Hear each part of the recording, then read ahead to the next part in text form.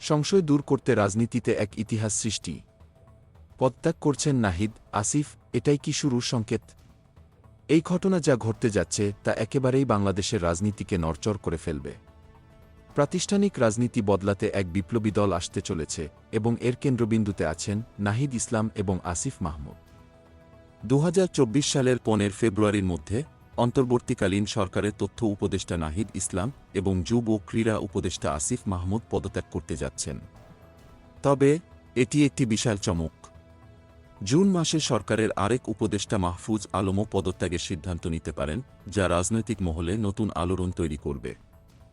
কিন্তু সবচেয়ে বড় খবর, এই পদত্যাগের পর নাহিদ ইসলাম নতুন একটি রাজনৈতিক দলের ঘোষণা দেবেন, যেখানে তিনি আহ্বায়ক কমিটির সদস্য সচিব হিসেবে দায়িত্ব নেবেন। বাংলাদেশের রাজনীতির উজ্জ্বল ভবিষ্যৎ নিয়ে এখন নানা আলোচনা শুরু হয়ে গেছে। এদিকে বিএনপির মহাসচিব মির্জা ফখরুল ইসলাম আলমগীর রীতিমতো জোরাল মন্তব্য করেছেন। ছাত্রদের সরকারে রেখে কোনো রাজনৈতিক দল গঠন করা হবে না।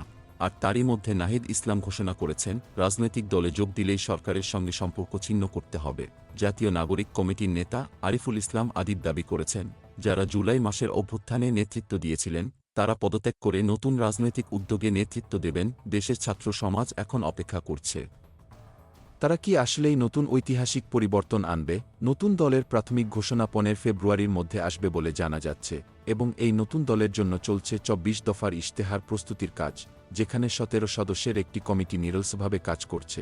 এখন জনগণ অধীর আগ্রহে অপেক্ষা করছে, এই রাজনৈতিক পদত্যাগ ও নতুন দল কি দেশের রাজনীতির চেহারা পুরোপুরি পাল্টে দেবে।